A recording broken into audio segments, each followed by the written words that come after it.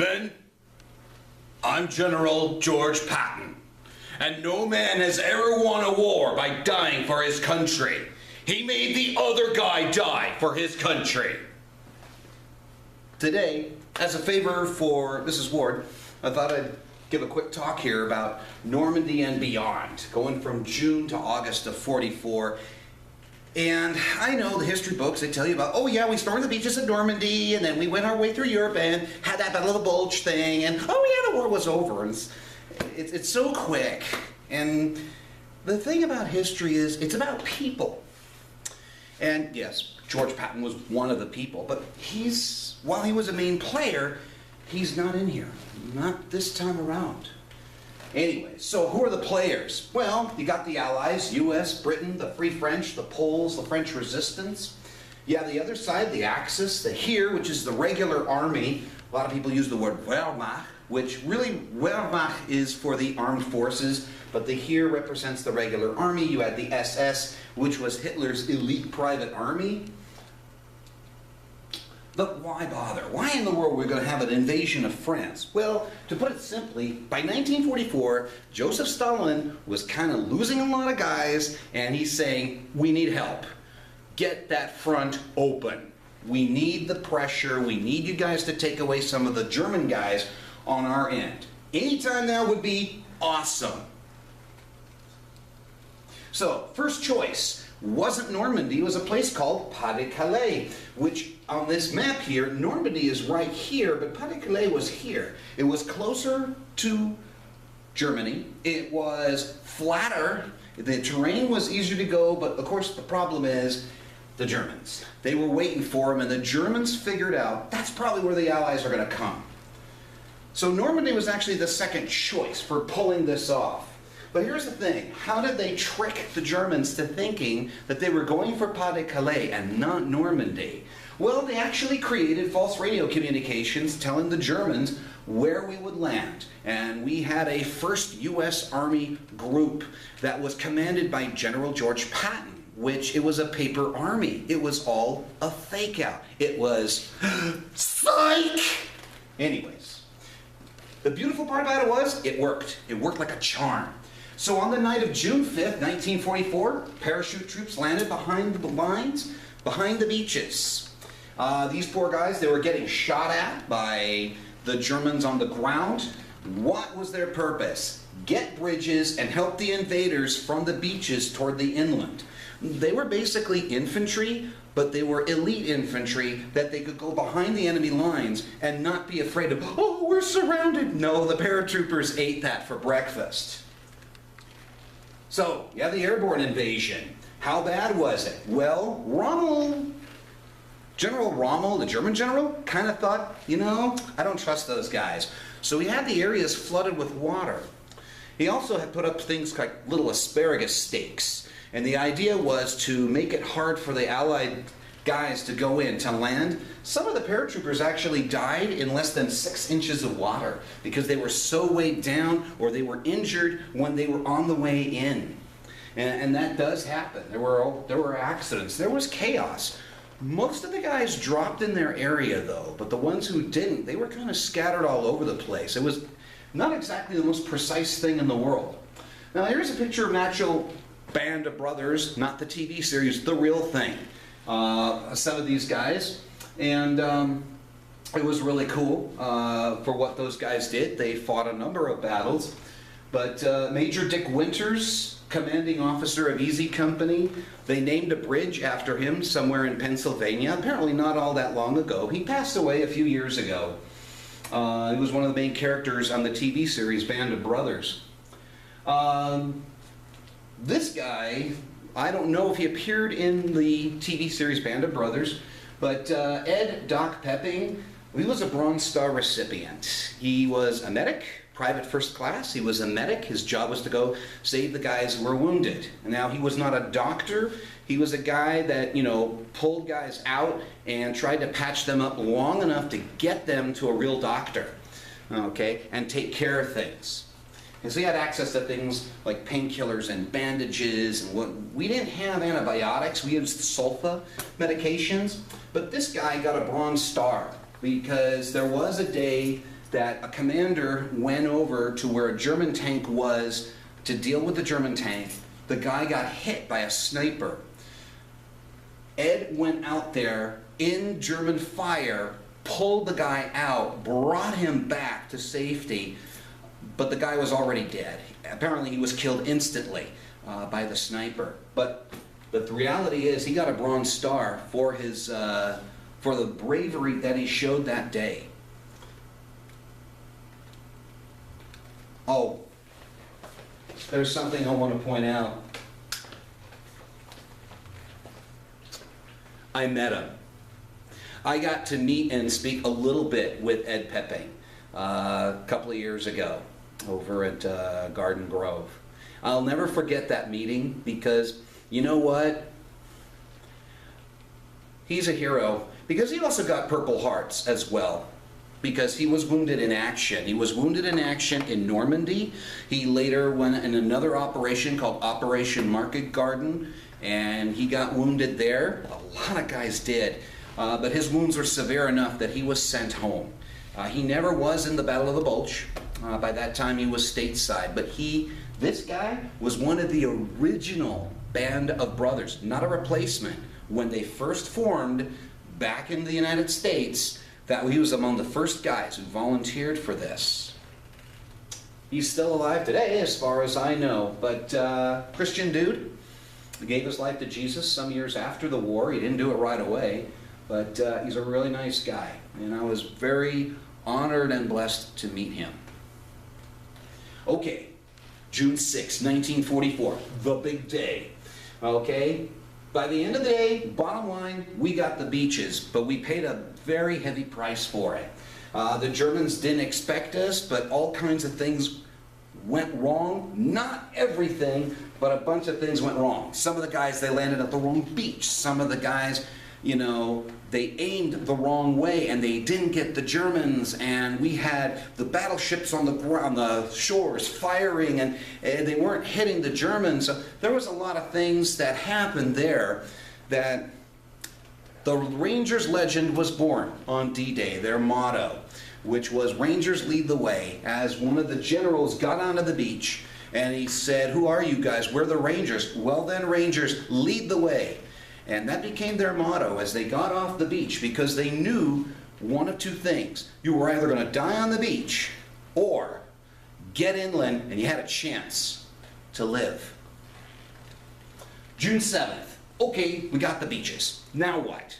We got to go inland. But there were two problems. We had something called the hedgerows, which you see here in this picture. We also had the second problem, which is kind of the bigger problem, which was the Germans, because they weren't liking this idea. They weren't down with it. So what are the hedgerows? Basically, these are walls that have been formed by farmers throughout the centuries as they plowed their land, and they piled up the rocks, and then with decomposition and all that, you had vegetation grow, and it's very, very tough material to go through. How bad was it? Well, you can see compared to the size of the guys how big they were. These guys are actually in the middle of a firefight against the Germans. In other words, the Germans are shooting at them and they're firing back. Okay, how about the tanks? We had tanks, right? Yeah, we did. The problem was the Allied tanks got stuck going over the hedgerows. What would happen is they'd go over the hedgerow, the Germans say, "Oh look, there's the belly of the tank." Bam! And that was it. So we lost more crewmen than the tanks. We were able to pick the tanks off the battlefield, get them back. But the problem was we didn't have enough guys to put in the tanks. So what did we do? We went into the infantry, our foot soldiers, and said, you, congratulations, come with us. And these are the guys that they basically trained them how to move the tank forward, backwards, steer to the left, steer to the right, turn the turret, lift the gun up, lower the gun, aim, and fire. That's it. And they were sent out on the field. You lived or died by that. They did not have the kind of training that the guys in the States had. But we were desperate, and we needed to keep the action going. We couldn't stop, because if we did, then the Germans had a chance to attack us and put us back into the sea. And that would have been worse. That would have been far worse. Okay, how do we deal with the problem? Hey, this dude, Sergeant Curtis Cohen, came up with an idea. Member of the Louisiana National Guard, came up with an idea where he welded these cutters on the front edges of Sherman tanks, which allowed them to go through the hedgerow instead of over it. That was a good thing. It saved us a lot of hassle. Problem number 2, we had Germans.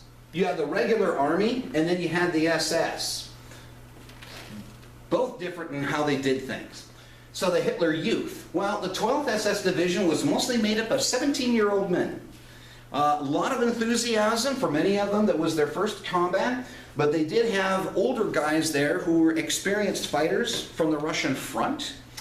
And when these guys would attack, it was something called Himmelfahrtskommando, which was victory to the death. In other words, when they attacked, it was to the death. You either win or you die trying. That was it. The idea of retreat or pullback really wasn't in these guys' heads. And what happened was that made them fairly dangerous opponents.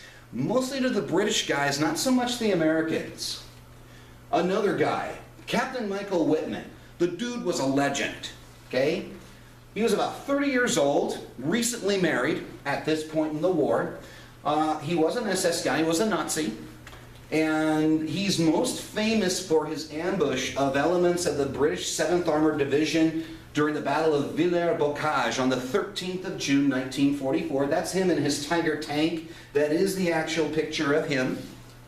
What did he do that made him so feared? He took one tank, his own, and he destroyed up to 14 tanks and 15 personnel carriers. Those are carriers that you carry your troops in, kind of like a battlefield taxi, along with 2 anti-tank guns, and he did that in 15 minutes. They call it Whitman's Wild Ride, because these vehicles were parked along the road, the commanding officers were off having a breakfast and a meeting, the men were left to their own devices, and there was no security, everything was relaxed, not a big deal, and then Whitman came in and he just shot up everything.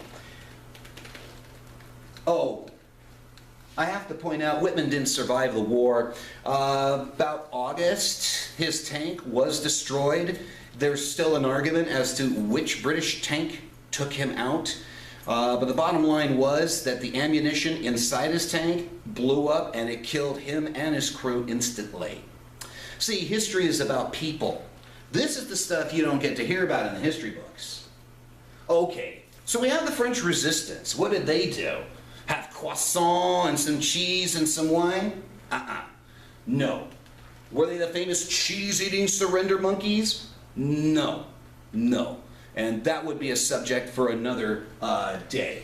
But what the French Resistance did, they gathered information for the Allies regarding where and how many German troops were.